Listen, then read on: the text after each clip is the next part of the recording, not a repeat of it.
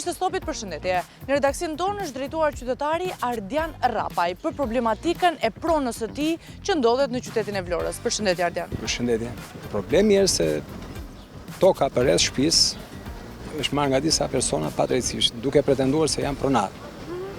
Me një gjyqfaktin, ai gjyqtari korruptuar, që është përzënë në shkallë dhe gjyqësorit për këto shkelje juridike që ka bërë, dhe është dënuar, biles është dënuar dhe me burg për këto probleme.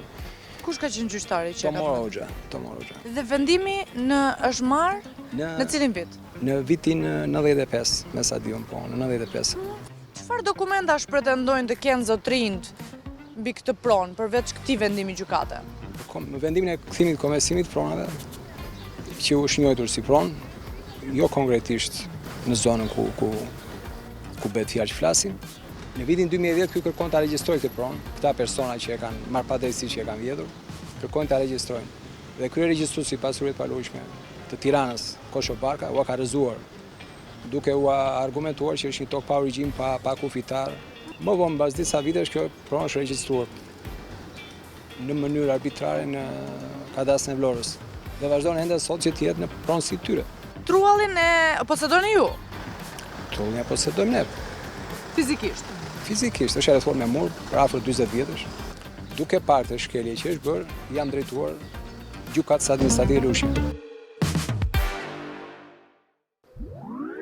E duke qenë një problematik prone që tashmë ka zgjatur 15 vite, qytetari është drejtuar gjykatës administrative në Lushnjë, ku ka kërkuar pavlefshmërinë e regjistrimit të pronës së tij në emër të disa trashëgimtarëve të tjerë. Prej 2 vite çështja ndodhi në gjykatën e administrative të Lushnjës. Dhe nuk e kuptoj arsyeën pse po zvaritet kaq shumë. Gjyqtari më kërkon pas letra që unë ja kam paraqitur e kam prezantuar.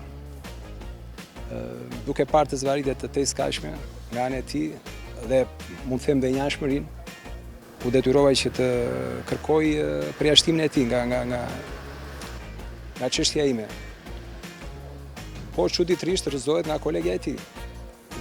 Kur e keni bërë kërkesën për përjashtimin e gjyqtarit? Dhe kush është gjyqtari? Gjyqtari është Edison Datosha.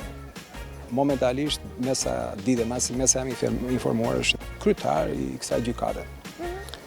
Kërkesa është bërë në janar, i bie rreth 4-5 muaj bashkë, që është bërë edhe nuk është zbardhur ky vendim që ka marrë gjyqtarja, kolegja e tij, dhe nuk e di arsyeën pse nuk e ka zbardhur.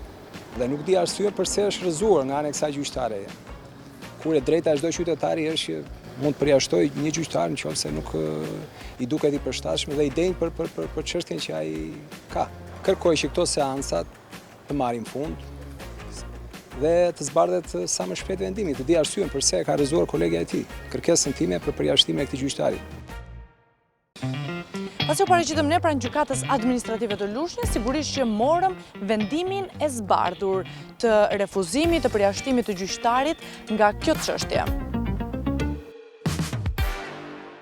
Po përsa i përket zbardhjes së vendimit për përjashtimin e gjyqtarit, që ka prej 25 janarit, që ka bërë kërkesën zotëria dhe ende nuk është zbardhur vendimi. Ki është komunikuar zotëris vendimi? Jo. Do me thënë është komunikuar që është rrëzuar, por nuk është zbardhur, pra që të dim arsyet. Gjyqtari arsyet të rrëzimit i ka të shkruar të vendimi. Sa është afati për ta zbardhur? 7 ditë. O zbardhur? Është zbardhur. Po se zotëria erdhi që parë, që pyeti për zbardhje. Sistemi kanë mbyllë në sistem gabimisht. Në momentin që se mbylli në sistem, del sikur nuk është dorëzuar. Sikur nuk është zbardhur. Unë nga sistemi bëj verifikimet, e kupton?